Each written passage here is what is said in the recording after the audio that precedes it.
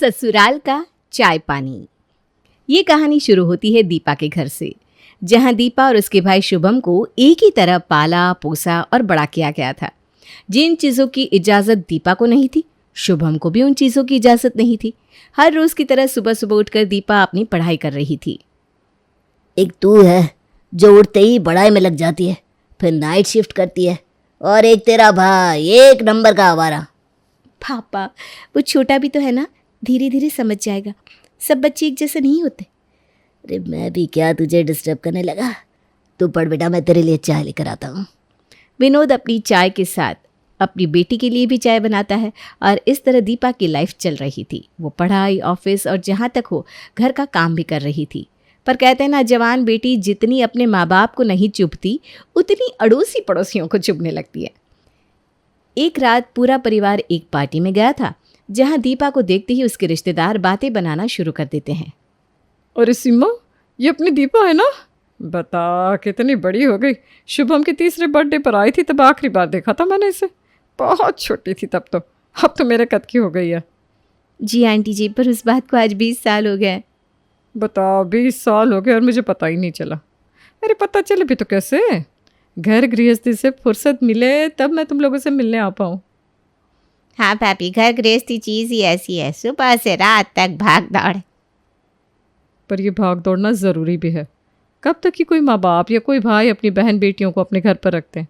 इसीलिए वक्त रहते अपने अपने घर का हो जाना बहुत ज़रूरी है। जब 20 साल पहले मैं तेरे यहाँ आई थी, तब बेटा तू 6 साल की थी, यानी उस हिसाब से अब तू 26 की हो गई। बाप रे बाप, इससे देर करेगी तो क्या दुल्हन बनेगी? दुल्हन तो कच्ची ही अच्छी लगती है। सुशीला की बात सुनकर दीपा बहाना बनाकर वहाँ से निकल जाती है। पर एक पार्टी जहाँ पर रिश्तेदार, पड़ोसी, मेहमान सब हो, वहाँ बचती भी दीपा तो कैसे बचती। फ़ोन लेने के बहाने दीपा आगे बढ़कर चाउमीन के स्टॉल पर पहुँचती है।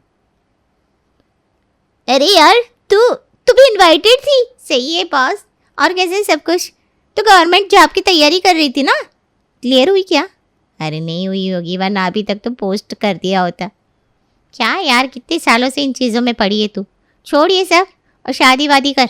मुझे देख, 23 की उम्र में शादी कर ली और 24 को बच्चा। आराम से 26 होते होते मेरा बच्चा पलकर बड़ा भी हो गया। अब मैं जैसे चाहूँ जीवन जी सकती हूँ, कोई टेंशन नहीं है। जितनी एज हो जाती है ना, उतनी ही शादी में प्रॉब्लम आती है, और बच्चे का तो पूछ मत। पता नहीं क्यों आ गई मैं शादी में, जिससे देखो मेरे पीछे ही पड़ा है। ये तो बस एक छोटी सी झलक थी। विनोद जब भी अपने घर से बाहर निकलता, उसे कोई ना कोई टोक कर दीपा की शादी करने को कहता। एक रोज़ जब विनोद दुकान के लिए निकल रहा था। और भाई साहब, कैसे हैं आप? अच्छा हो बहन जी, आप बताइए। मैं अभी आपके घर ही आ रही थी। वो मेरे बेटे को बेटा हुआ है ना, उसी के फंक्शन के लिए कार्ड देने। वैसे दीपा भी तो मेरे बेटे के साथ ही हुई थी ना? नहीं नहीं बहन जी, वो तो 2-3 साल छोटी है। क्या भाई साहब, बुढ़ापा दिखने लगा है आपकी याददाश्त में। मुझे अच्छी तरह याद है, मेरे करण का बर्थडे 9 दिसंबर को पड़ता है और उसी के 10 दिन के आसपास भाभी जी की डिलीवरी हुई थी। हम दोनों बड़ा सा पेट लेकर शॉपिंग पर जाते थे। कैसे भूल सकती हूँ मैं? बताइए, यहाँ मेरे बेटे को बच्चा भी हो गया और वहाँ दीपा अब तक पढ़ाई कर रही है। अरे पढ़ाई तो शादी के बाद भी हो सकती है ना भाई साहब। मेरी बहू भी तो पढ़ती है, पढ़ाई तो पूरा जीवन चलेगी, तो क्या वो शादी नहीं करेगी कभी? लोग बातें बनाने लगे हैं भाई साहब। सबको लगता है कि आप अपनी बेटी के पैसों को खाना चाहते हैं। क्यों सुननी सबकी बातें? कोई अच्छा घर देख कर विदा कर दीजिए लड़की को। इस तरह रोज़ ताना सुन सुनकर विनोद और सीमा भी अब दीपा की शादी करवाने की सोच लेते हैं। नहीं पापा, मुझे नहीं करनी शादी।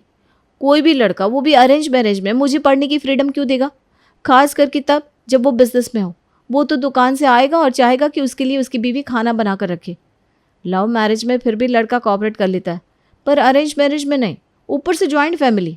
तो तुम्हारे हिसाब से दुनिया में अरेंज मैरिज चलने ही नहीं चाहिए, पर चल रहे हैं ना। वहाँ तेरा दोस्त देख प्रेम कैसे लड़की के चक्कर में पड़ गया था। क्या हुआ, छोड़कर चली गई ना। फिर उसने अरेंज मैरिज की, अब देख बच्चा भी हो गया और अब सब खुश है।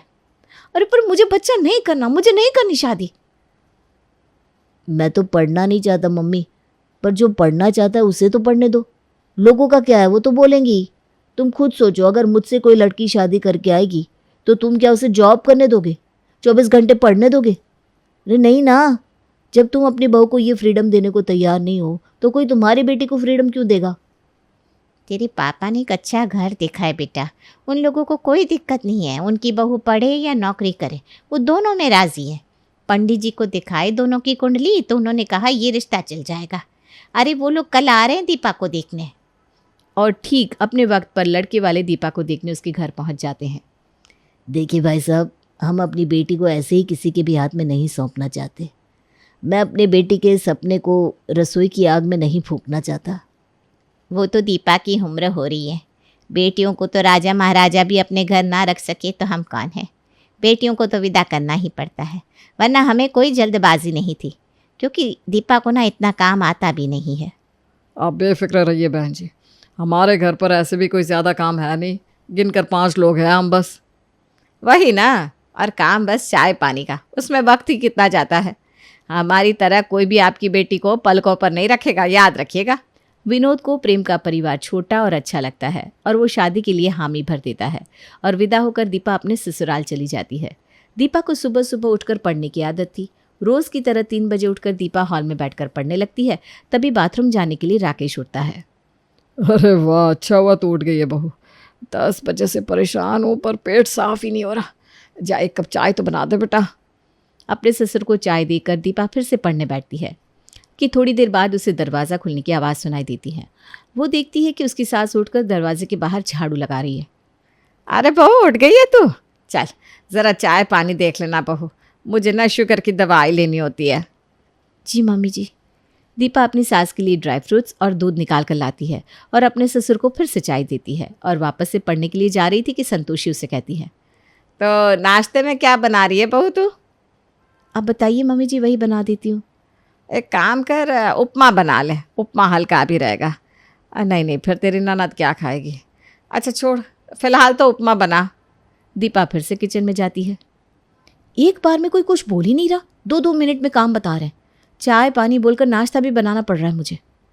दीपा उपमा बनाकर अपने सास ससुर को पेट भर के खिला देती है कि कुछ देर बाद प्रेम और नैना अपने अपने कमरों से बाहर आते हैं। चाय पिला दो दीपा। मेरे लिए कॉफ़ी भाभी।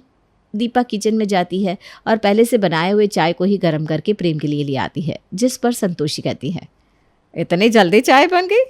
तू तो बस गई और वापस आ गई। कहीं तो सुबह वाली चाय गर्म करके तो नहीं ले आई ना? हाँ मम्मी जी, मैं तो वही चाय ले आई। अरे नहीं नहीं बहू, ये गलती मत करना। चाय को अगर दोबारा गर्म किया जाता है तो वो जहर बन जाती है। इतनी तो तूने पढ़ाई की होगी। तो चाय वेस्ट करवा देंगी क्या आप? भाभी है ना, वो पी लेंगी ये चाय। जा फिर से बना कर ला चाय बहू, और इस चाय को तू पी लेना। क्या भाभी, बस चाय की तो बात थी, उसमें भी आपने कन्नी काट ली। शादी के पहले ही पापा मम्मी ने कहा था ना कि चाय पानी आपको संभालना पड़ेगा, पर आप तो वो भी नहीं कर पा रही।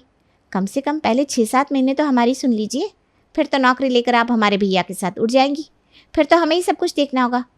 तब तक तो कोऑपरेट कर लीजिए। दीपा फिर से किचन में जाती है और कॉफ़ी और चाय बना कर लाती है। मेरे लिए अपना पिज्ज़ा देख लो भाभी, और भैया भी खा लेंगे। क्यों भैया? पिज्ज़ा? पर उसमें तो काफ़ी वक्त लग जाएगा। अरे वक्त लगेगा इस चीज़ का बहाना देकर तू मेरी बहन को भूखा रखेगी क्या? ये क्या बात हुई दीपा? और दीपा को अपनी ननद के लिए फिर से नाश्ता बनाने जाना पड़ता है। किचन में जाकर दीपा सबसे पहले अपनी माँ को फ़ोन लगाती है और कहती है, नहीं करनी थी शादी मुझे मम्मी। कितनी बार मैंने मना किया, कितना रोई, कितना गिड़गिड़ाई, पर आप नहीं मानी और आपने मेरी शादी करवा दी ये कहकर कि अच्छा घर है, शादी के बाद तुझे काम नहीं करना पड़ेगा। पर यहाँ कोई मुझे पढ़ने से मना नहीं कर रहा, पर वक्त भी नहीं दे रहा।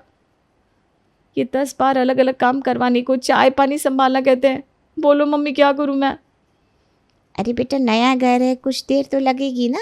चीज़ों को समझ, लोगों को परख, फिर खुद ब खुद सब ठीक हो जाएगा। बेचारी दीपा, अब उसकी माँ ही उसकी सुनने को तैयार नहीं थी तो वो करती भी क्या। दीपा अपने ससुराल में एडजस्ट करने की कोशिश करने लगती है, पर अब वो चाय पानी का टेंशन इतना ज़्यादा बढ़ जाता है कि दीपा को खुद के लिए 2 मिनट का वक्त भी नहीं मिलता।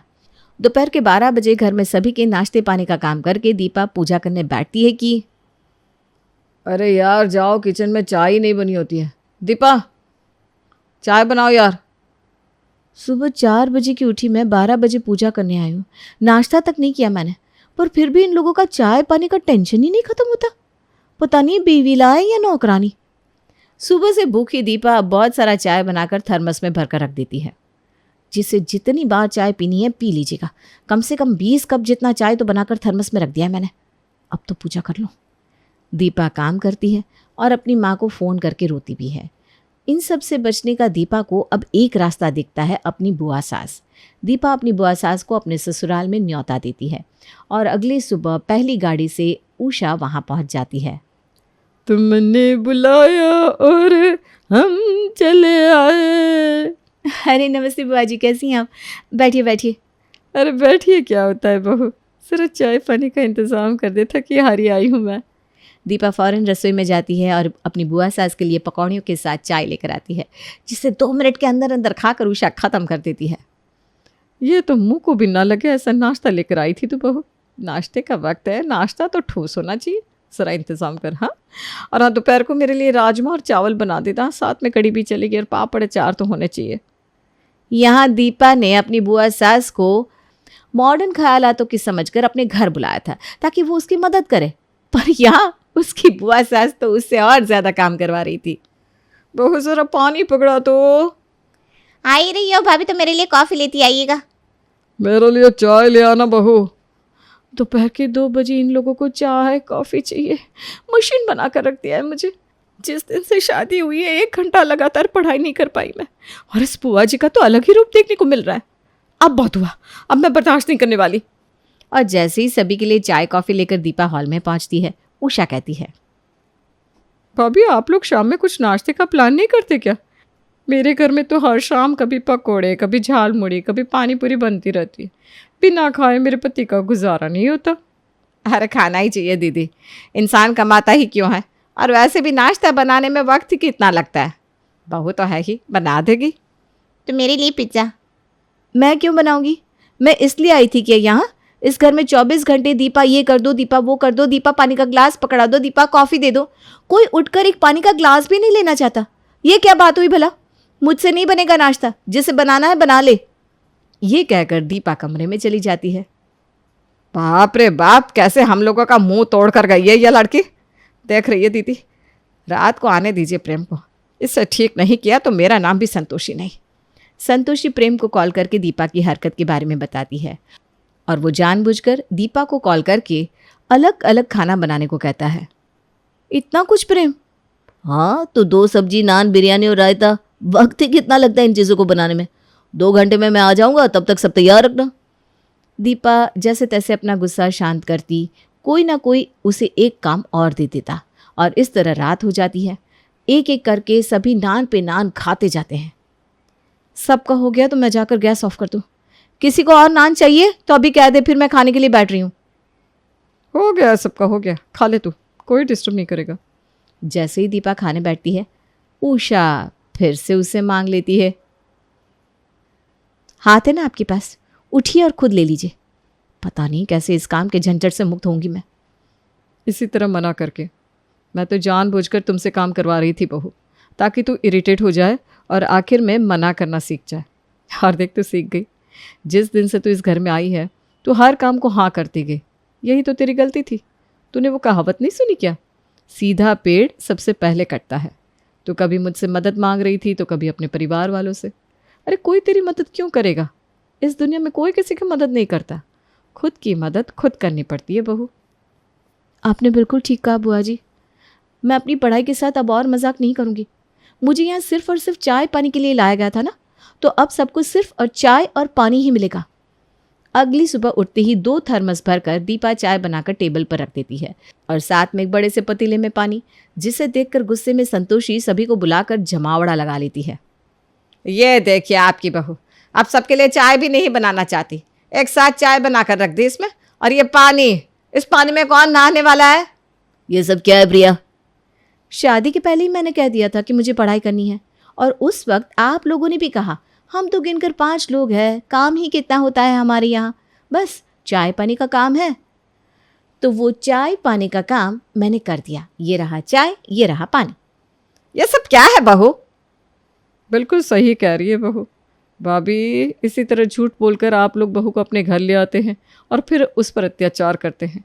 अगर आपको ऐसी ही बहू चाहिए थी जो घर का काम करे तो आपको पहले बताना चाहिए था ना। पर आपने तो बस चाय पानी की बात रखी। तो कानूनन गलती भी तो आप लोगों की है। अगर बहू यहाँ है तो चाय पानी मिल रहा है, वरना ये चली गई तो चाय भी बंद हो जाएगी। बोलिए मंजूर है? अब सब करते भी क्या, चुपचाप दीपा की बात मान लेते हैं और बेकार में दीपा से एक्स्ट्रा काम करवाना बंद कर देते हैं।